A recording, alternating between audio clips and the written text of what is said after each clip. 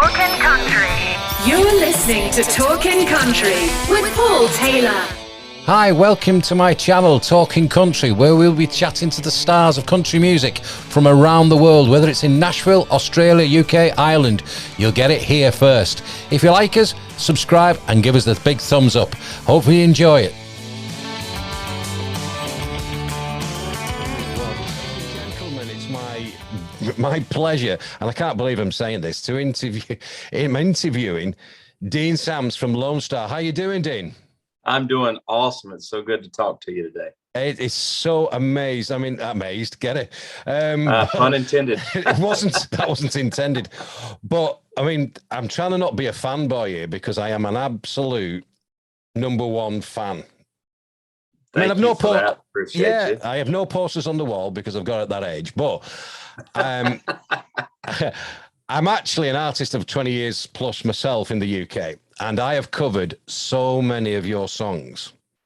Well, and just before we recorded, you said about 4 or 5 of the main songs that were hits over here, and still, you know, people remember them. And I've told a few people, you know, because I couldn't contain myself. And every one of them has said amazed. You know, the version that I like of Amazed is the one after the Lonely Grill, and it's that reprised version. And I love the melody on that more than the original. Right, yeah, because we call that the Captain's Mix, I believe is what we call that. Yeah. That I love that. I love things that, you know, I like the originals, but when somebody does a different flavor of it, and I always go, oh, there's a different melody line on that, you know. Yeah, you know, there's 9 versions of that. What? 9 versions. Oh, I'll have to look them up. Have you heard the techno version? That's already turning me off. Yeah, me too. But there is one. Yeah, it's there. I've just been in a mall with my daughter in Manchester, not too far from me, because I live quite near to Liverpool. And we've just been to a dad-daughter day, and I went in the mall, and there was like Dreams, you know, Fleetwood Mac in the distance. And I love that song. And I'm going, hang on a minute, that's a different beat. It's Stevie Nicks, but they put it to it. And I'm going, get away. Yeah. But everything changed. Again, one of my favorite songs. And I love the sort of a cappella kind of version of it. The acoustic version, yeah. Love that. Come Crying to Me.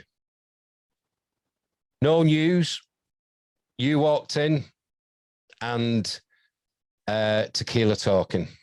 Oh, you know, you just spoke most of my favorites, really. Yeah.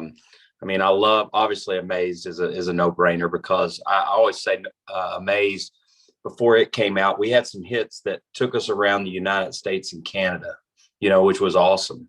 Yeah. But Amazed literally took us around the world many times over. Oh, and it really did, and it was such a big song, and was so relatable to everybody around the world. I mean, you know, love is the universal language, right? And music is the #1 delivery of love messages, and we're just so proud that we got to be a part of one of the biggest love songs of all time. And it's a crossover, because like you were saying just off air, then, you know, you've been on Top of the Pops, the iconic UK music program of the decades, you know, that's no longer you know, in circulation. But how was that experience for you? I mean, what was all that about? Oh, it was a lot of fun, but I laughed. I still laugh about it to this day, because, you know, Top of the Pops, I don't know if your viewers, you know, remember it or ever got to see the inner workings of how they do it, but they have 3 stages set up. So they have 3 different acts, and they go from one to the next, and the crowd literally goes from this stage to this stage to this stage, you know, just watches the performances. And it was, you know, all the other acts, you know, were more pop oriented songs and artists, you know, and all that had the dance beats, you know, had all the stuff. And then we get up there, da da da da da da, and I just remember looking. There was this couple like right to my left, and they were young. They were young. They couldn't have been 19, 20 years old. And they were like trying to figure out, how do you dance to this? Like, you know, they could not figure it out. Well, he's missed a trick there, because I'd have just grabbed hold of her and did a slow dance. But they were young, you know, they just wanted to groove. But I kept thinking in my head, that's okay, young sir. One of these days, this song's going to pay dividends for you in a more romantic setting than just up there dancing, right? I mean, I bet that song's been used for so many sort of like weddings and things like that, you know. And oh yeah, I mean, my eldest daughter got married a couple of months ago, and I said to her, "What song?" And it wasn't Amazed. I'm building this up wrong. It wasn't Amazed. It was actually Heartland. Is it I Love the First? Oh yeah. That was probably y'all's father-daughter dance. It was not a dry eye, and I mean, I tried to be the macho guy, so I'm not crying. Come off stage. Oh my God. Hey, I tell you what I'll do. I wrote a song for my daughter, who is my oldest. I have a son that's he's 20. My daughter is 24, but she got married 2 years ago. Yep. And she asked me to pick out the father-daughter dance song. And I was like, oh, no, you should do it. She goes, no, I really want you to. And I was up late one night trying to figure it out. And no song said what I wanted to say. And it was like midnight. And I'm sitting there boo-hooing and being that sappy dad and just trying to figure it out. And I just started, you know, as I was boo-hooing, it jumped in my brain. I said, you know, how did this happen? You know, how did we go from me watching her being born to now she's getting married? And literally the words came out of my mouth. How did this happen? And then I looked at my piano and I started playing, and I wrote a song called How Did This Happen for her wedding. Wow. I've played it for no one else outside of the people that were at the wedding, but I've had at least every person from that was at the wedding say, are you going to put that out? And I was like, no, first of all, I'm not a singer, even though I did sing it. And it's just a piano string vocal thing that I did. So it's not even like a full recording, but I'll send it to you. You'll appreciate it. Seeing that your daughter just got married. Well, after this, we'll give you my email, and then we'll converse that. Thank you for that. That'd be really good. Because I did say to her, actually, I hadn't seen her for a while, and it was only last night I said to her, guess who I'm interviewing? Because she's a huge fan as well. Because she's been brought up on this. I mean, although a boyfriend or a husband now is a rock, you know, heavy metal guy in a really good band, really good muso, but she's always been that kind of, you know, Garth and stuff like that, you know. But yeah, I mean, how did it all start though for you guys? I mean, your career has spanned now, over 30 years must be. January will be 30 years. Wow. Yeah. I've got every album. When I first put us together in 1992, I mean, literally, I was just trying to do something. I moved to Nashville for music, right? Yep. My then wife, now ex-wife, you know, she was in college, you know, and so I was working 4 jobs, putting her through school, and didn't have, you know, excuse the expression, a pot to piss in. And I mean, and finally I just said, you know, I moved here for music. I'm gonna do that. And I put this band together, and it was pretty incredible to go from just wanting to do something in music and do something to make money in music to it turning into this 30-year long career that we've had. I mean, it's pretty amazing, pun intended. Yeah, definitely. And like I said, it's progressed. I mean, like I said, I think I have got all your albums.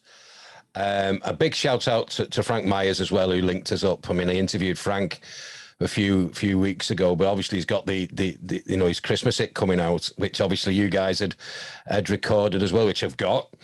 And I said to Frank, I said to him, I'll be honest with you, mate. He said, what? He said, you're breaking everything that I hold dear. He said, what? I said, talking about Christmas before December 1, you know. I said, my mum even buys mince pies just to wind me up, you know, like now, you know. I said, no, Christmas, and I'm putting decorations up over here. I'm going, give over. So you're not into doing Christmas like the day after Halloween? No.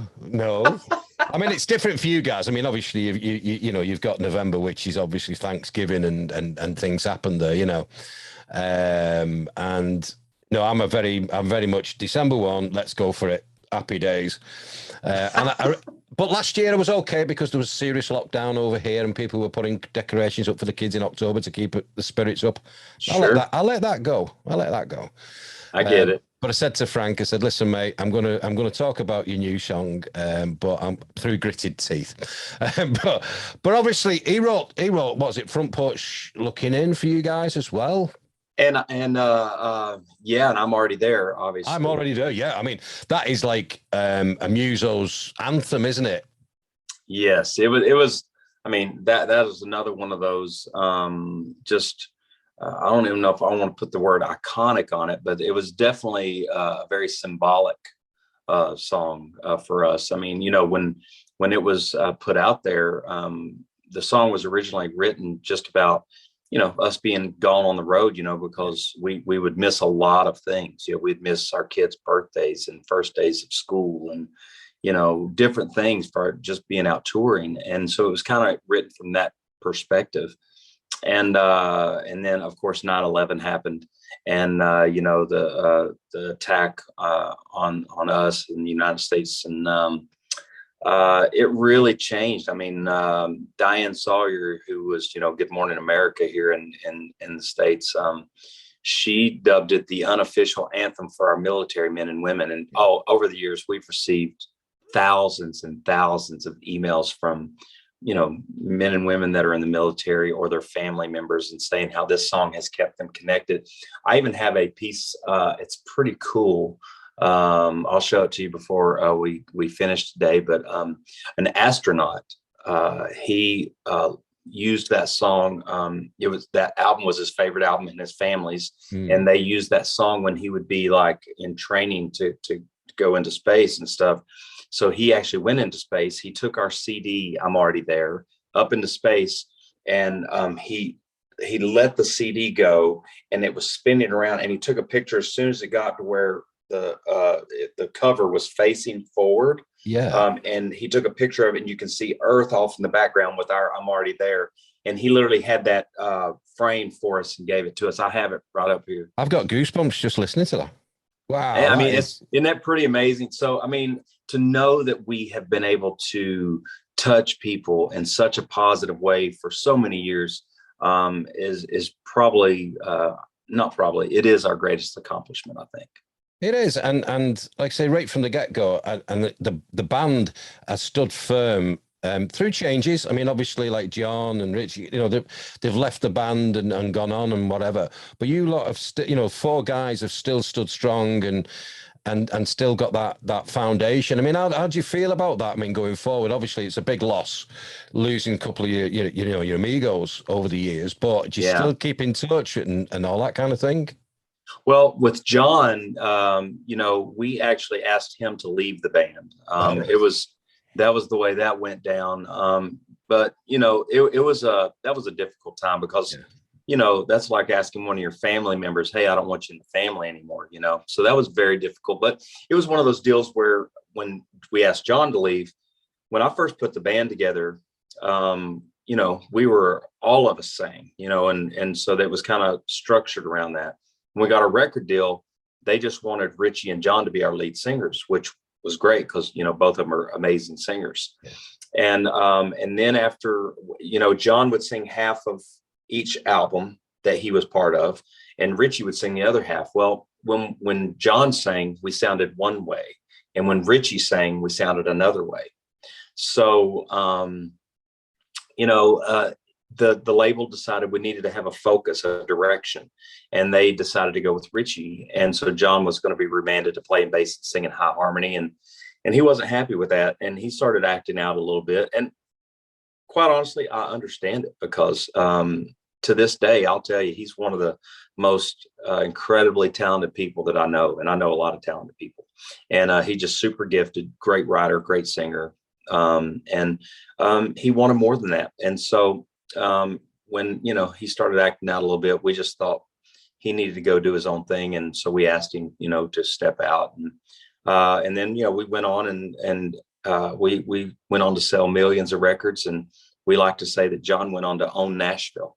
So, well, he's a good activist as well, isn't he? He got causes and he fights for that, and he's very vocal on that, which is cool. He's incredibly intelligent. Absolutely. Incredibly intelligent. No, absolutely. But again, obviously, Lonely Grill came along, and obviously with The Maze and all those great songs in there came along, and we actually met.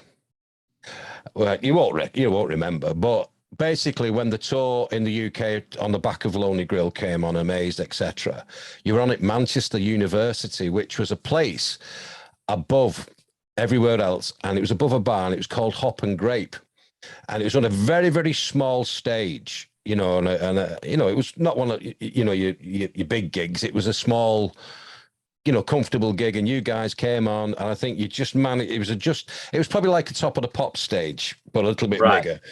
And at the end, and this is something I've always said to people about afterwards, and how. Oh, you've just gone off there. Sorry about that. Okay.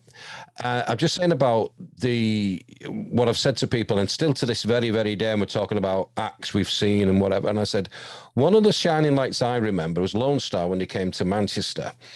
And for an hour afterwards, we just sat on the stage signing autographs and, chatting to people. And I have got it somewhere. It's actually in one of my CDs, but it's actually a postcard with Lonely Grill. And you guys have actually signed it all, but shook everybody's hand, said, great gig, fantastic. And everybody still remembers that gig to this very day.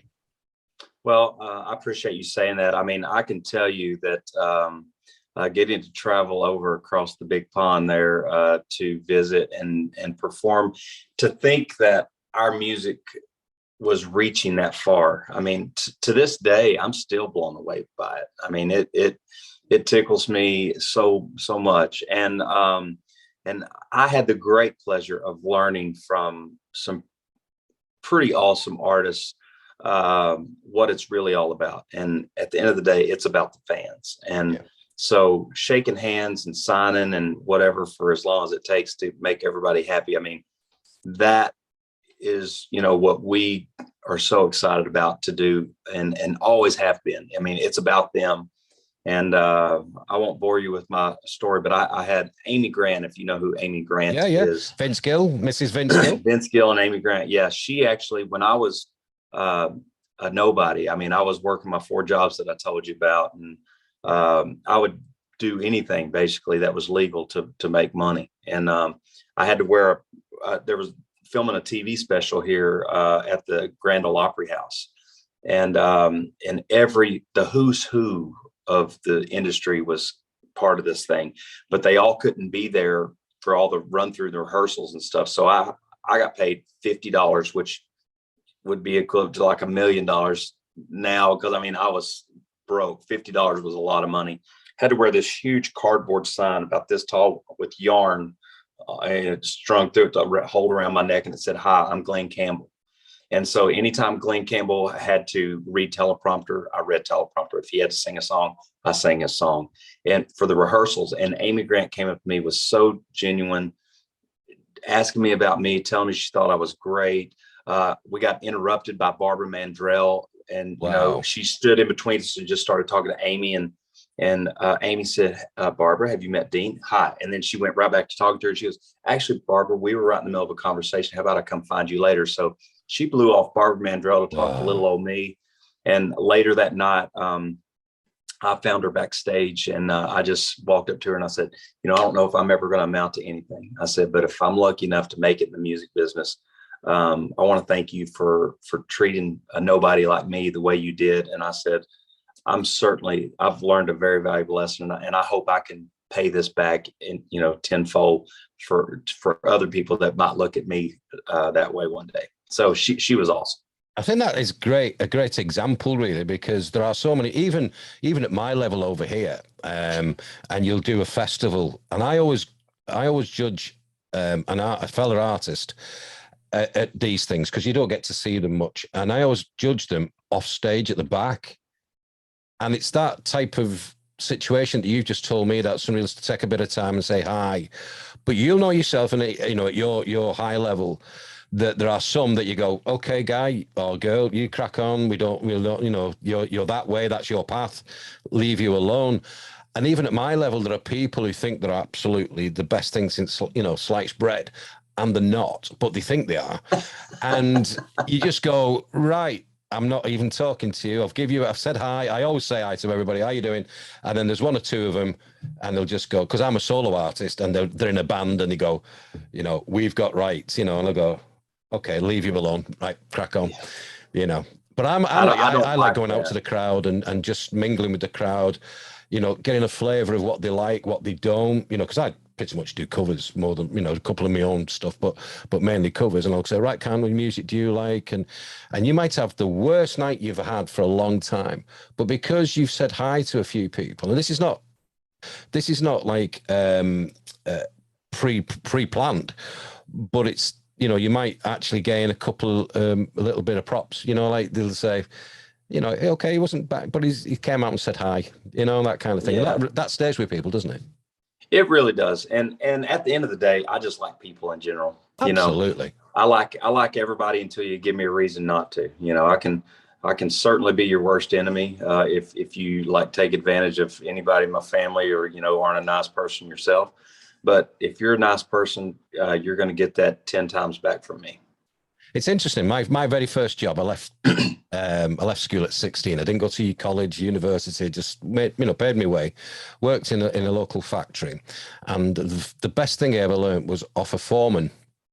And he pulled me to one side. He said, I'm going to give you some advice here, Paul. I says, right, okay. And I'm 16. I'm like, oh. He said, it's always nice to be nice. I think it's a lot more work to be angry. Yeah. You know? There's too many people who've got this anger about them. You're burning too many calories, fella. Crack on. Oh, man, yeah. I mean, I could use to burn some calories, don't get me wrong, but I'm going to have to figure out another way to do it, because the anger is not going to be my way at all. Yeah, I found that. I mean, I find the more angry people are, the more wiry and very thin they are. And you see that the guys, you know, carrying a little bit of timber, and you go, they're good. You know, they're not angry. They're all right. They're laid back. Well, I guess you can tell by my timber. Upward this. I'm with you, Kai. I'm with you. You know, 17 stone of jelly. Somebody said to me that, you know, is your body a temple? I said, yes, the Taj Mahal. Yeah, I like to say that, they say there's muscles under here, you know, under all this awesomeness.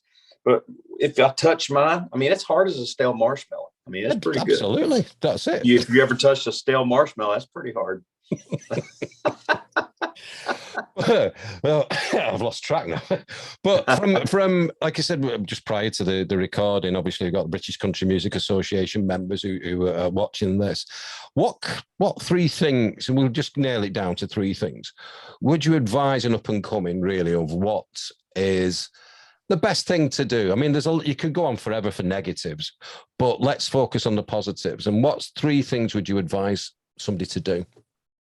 Well, in order to make it in the business? Yeah. Or at least have a shot. Put yourself in the position where, I mean, look, there's got to be a hell of a, you know, slice of luck in there. Yeah. But hard work prior, you know, obviously to that. Well, I can say, I mean, today's music, to make it is so dramatically different than how we did it. Yeah. You know, when we came along, I mean, literally, you know, we had a little talent, and somebody saw that and were able to take us and help us, you know, find the songs. And we got a few chances at you know, radio to, you know, make things happen and make a name for ourselves with some good money behind us, you know, to kind of get us out there. But, you know, but that all happened after a lot of hard work. I mean, after I first put us together, you know, at the time when I first put us together, there were 5 of us. And we traveled around in my 2-door Jeep Cherokee pulling a U-Haul trailer. And, you know, we would go, like, our first trip. I don't know if this will mean anything to your listeners or not, but we went from Nashville to St. Charles, Missouri, which was like 5 hours away, played there for a week, went from there to Reno, Nevada, which was 40 hours away in my 2-door Jeep, played there for 2 weeks. But while we were there, we played in the daytime at the fair. We did 3 sets there, tore down our stuff, went over to the arena, opened up for some Ronnie Millsap, Tanya Tucker, and Paul Overstreet, and Tracy Bird, and opened up for them, tore down and go back over to the casino and set up again and play 5 sets. We did that for 2 weeks. Went to Vancouver, Canada, which was like another 18-hour drive. I've been there. And then went to Calgary, Canada. Been there. Played there for a week, and then down to Fort Myers, Florida, which was forever away. Played there for 2 weeks, and then came home. So in the first 2.5 years of us trying to make it, get a record deal, we did over 2,500 sets or shows, however you want to look at a 45 to 60-minute set. We did over 2,500 in 2.5 years. And so it was a lot of work. But that's paying your dues, isn't it? That is, with interest. But in today's market, it's a total different thing. I mean, it's about a record label won't even look at you until you have all these followers. You have to have, several 100,000, 3, 4, 500,000 followers. You have to have so many streams of some music that you put out there, and then they'll sign you temporarily, put something up and see if it sticks. But you really have to cultivate your own following. So I would say advice number 1, have great songs. Because at the end of the day, that's the one constant. It's always still about the songs. Yeah. Have great songs. Second, be really good at all your socials and build a following. Because if you don't have a following, you're probably not going to get signed.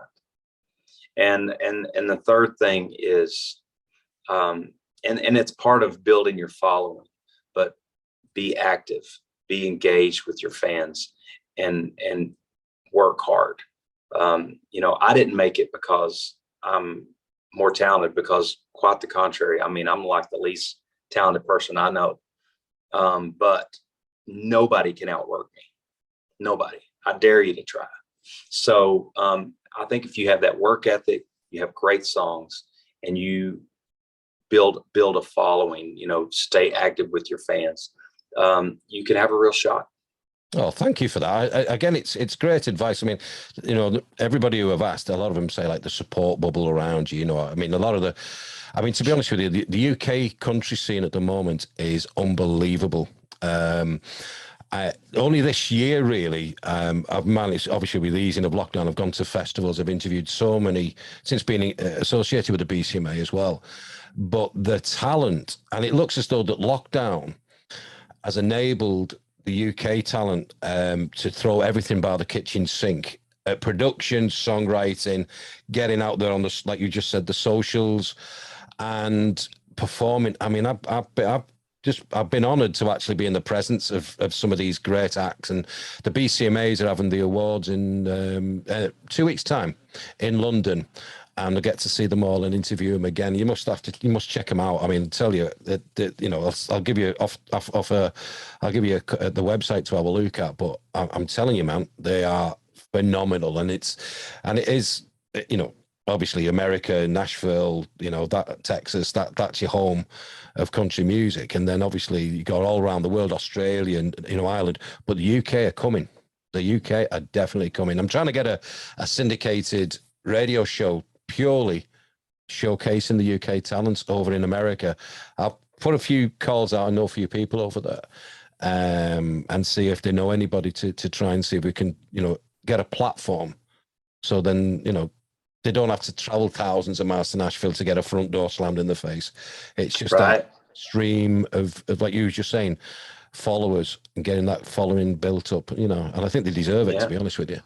No, that's awesome. I'd love to see the artists that you think, really have a shot over there. I mean, obviously, it'd be interesting to, I produce a lot also. I've produced our last 5 albums. Yeah, definitely. And I write a bunch as well. So it'd be interesting to maybe get together with some of those folks, and we need to figure out how to get Lonestar back over there. I mean, we talk about it all the time, and we have fans write us all the time and say, when are you coming back? When are you coming back? I think the last time we were there, we did a tour with Reba. Right. Yes. Yes. And I think Ricky Skaggs and Asleep at the Wheel, and there's somebody else was on it. But anyway, that was, I think, was the last time we were over there. I mean, now it's totally changed over here, obviously with the introduction to C2C over here, which is, I think it's in its 10th year. Obviously, it was COVID. We've not been able to do it for a couple of years, and it has just blew it all, wide open to new listeners. And it's now got artists who are maybe not headlining, but artists thereabouts are actually coming to smaller venues, and there's a lot of smaller intimate venues. I mean, even Joe Nichols did a 150 seat, person bar in Manchester, and the month before he opened up for Garth stadium tours. It was like surreal, a little big town doing, different things, and Darius Rucker and people like that. And it is just blown it up. And it's glad you brought that up about the UK, because obviously being associated now with the BCMA, also directors within the BCMA run festivals, and they've said to me, and we'll talk about this off air, if the guys are open, if they're coming over, we can accommodate certainly a few venues and blah. We can integrate all that in there as well. So, you've got the following, you've got everything else is just getting you over here, really. Yeah, we should make that happen. I mean, we talk about it all the time. So, I guess we should steal a line from one of Toby Keith's songs, and a little less talk and a lot more action. I was going to say, how'd you like me now? But no. No, we'll talk a little bit about off air on that. And obviously, if you can do a liner for us, that'd be awesome. But sure. Before we finish, obviously you're a budding actor as well. You are, there's no end to your talents. Entrepreneur as well on your socials as well. Tell us a little bit about that. I've got my commercial LED lighting business that I do, and it's about to do some big properties in Vegas, and we're really all over. I'm doing some properties in Hawaii and all over the United States. We've done a lot of business, so it's been great. And then on the acting front, I haven't got to do any acting in a long time, actually, but I did write a screenplay that got picked up. We had a song out. It didn't really do well on the charts, that I wrote, called Maybe Someday. Yep. And I actually I wrote the song, but I directed the video that we did for that. And that video, a little behind the scenes story, that was actually in my house. It was shot in my house. So if you see like these string players up in these arches in around the living room, and then we're underneath, right? That was in my living room of my house. But anyway, so when I put that, when I was editing that video together, I'd hired actors. Sunny Mabry, who played the girl in the Maybe Someday video, she was also the love interest in the Amaze video. Yeah. Well, Maybe Someday is a song about breaking up, right, and going away. And so I brought her back for the exit from the romance, and she was in it. But as I was editing together the dialogue that I'd given them, right, I said, gosh, this feels like a movie. So I ended up writing a screenplay, and it got picked up, and it's actually they're interviewing directors for it now. So hopefully it'll be going into production the first of 22. Oh, wow. And people will have a movie coming out that I wrote the screenplay for before long. So I've got that going on, and just a lot of producing, writing, and just business stuff. Hardworking cowboy, like you said. Hey, listen, I'm the and I say this in a positive way. I'm the consummate sky is falling guy. I came from nothing. My mama, God bless her soul, she passed 7 years ago, but she had a tough gig raising three of us by herself, and we didn't have a lot, and I'm the sky's falling guy. I think everything good I have going on in my life today is going to go away tomorrow.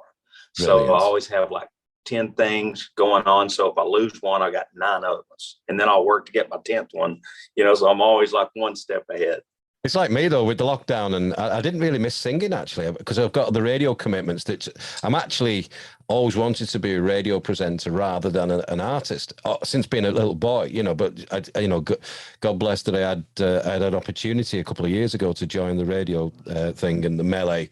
But the good thing is I knew people in Nashville. I mean, I don't know if you know James House, but of course I toured with James over here, and that's how I did the sound, the support, running round, became very good friends with Brian Smith from the leadership people who manages John Berry and all them, and they put me in touch with other people, and it's just built from there and grown from there, and I just loved it, and it kept me sane, to be honest with you. But it's nice to have another. But then when the singing started, the booking started to come, I thought, I'm going to have to hire a room, see if my PA works, get my fingers working, guitar and everything. I was like, oh my God, get the vocals going, but it's just manic at the moment, because still over here, some of my colleagues, because they're doing festivals, they're getting COVID, even though they've had the vaccination, they're getting COVID. I'm getting a phone call. I've got a fireman's pole outside my house, and Paul, can you go 5 miles? Can you 5 hours away? Yeah, no problem. I'm off. Have gig, will travel. But before I ask you one more question, well, not one more question. Before I ask you the last question, which is the monuments question, I ask all my American guests this. Before that, what's the future hold for Lonestar? What's next on the horizon for you guys? Well, we're pretty excited about this. Outside of new music, which we are currently writing and working towards, we're very close to finishing. It'll come out in the first quarter of 22. It's a greatest hits of sorts. It's called 10 to 1. Yep. And I produced this 10 to 1 record on us, and it's all 10 of our number one songs re-recorded. Yeah. And I kind of I tried to stay for most of the songs. I didn't want to totally change them, but I feel like we've become better players, better singers over the years. And we've also altered some of the versions a little bit. So we treat them, with that sensibility, and then but they're just more modern sounding, and bigger and fatter. And I will say, you mentioned a little while ago, Come Crying to Me. Now that is the one song out of this whole record that is a total transformation. It sounds nothing like the original. Wow. But everybody that I've played just what I've worked on so far with this record, they are so blown away with the Come Crying to Me, because it is so uniquely different than the original. But it has such energy, and it's pretty cool. So I can't wait for the first quarter to come out. This 10 to 1 CD come out for everybody to get all 10 of our number ones on one record. Oh, we'll definitely play it on here. Definitely. Another song that I forgot to mention, one of my all-time favorites, and it's funny that it's no longer here anymore. But I was mentioning one of the directors of the BCMA here is a guy called Wayne Hadlow. The Hadlow family were very instrumental in building this iconic building, and it was called Fort San Antonio. It's in the northwest of England near Blackpool. And they put everybody on. The Bellamys were on there. Some of the Mavericks guys came over. I played there, I think, once a month, on a Sunday afternoon. It was just brilliant. And it was modeled on a saloon bar somewhere in America. I don't know if it was Los Angeles, but swinging doors, the whole thing. And we're very good friends. And we do a radio show on a Sunday morning called the FSA Honky Tonk Revival. And I was telling everybody, said, you never guess who I'm going to interview. And we played this particular song because it always reminded me of Fort San Antonio when he used to play this on a Sunday. And it was What About Now? What About Now? Yeah, that was another one of the number ones on the Lonely Grill CD, Yeah. So, yeah, and we still get such a great reaction with that song every night when we go into it in the show. I mean, it's fun. Like I said, there's so many iconic tunes there, and it's great to know that obviously there's new material on the conveyor belt coming around the corner. You've got this 10 to 1 coming up. You got the movie thing going on. So life's good. Yeah. I've been way more blessed than I ever should have been. I mean, I tell people, without my good fortune of working hard and making, some of this stuff happen with Lonestar. I probably should be sacking groceries at Piggly Wiggly. And most people don't even know, y'all probably don't even know what Piggly Wiggly is, but it's a little grocery store chain here. But I'm just so blessed. And me and the rest of the guys, we're so thankful that 30 years later, we're still making music, still love what we do. We love getting, emails and stuff or people writing on our socials, from across the big pond and saying they still love us and want us to come over there and play. So I think we should quit talking about us coming over and figure out a way we can do it. Well, like I said, once we stop this, don't go away. Like I said, we'll have a line, but we'll also talk about linking up and getting a communication thing going on as well. You got it. We're bringing over a Swedish star over in January. I'm interviewing her tomorrow, Eleanor Springstrike, who's produced now by Jimmy Ritchie. You'll know Jimmy. Oh yeah, of course. Yeah, Jimmy and I are good friends now because obviously we've interviewed, and I've just got a lovely invite to go over to Sweden on the 10th of December because he's going over there doing some concerts, and they want me to support a couple of them and whatever. But I'm actually got a tour down in South England. I was like, oh no. But they're coming over this way, but that's what I'm saying. I've managed to get them a couple of venues and the logistics and stuff like that. So that's awesome. But yeah, if I can do 19 dates with James House, I can do tours with anybody. Yeah. I used to, that first song by James House, I've got to get it in my head. This Is Me Missing You. Is it that one? Golly.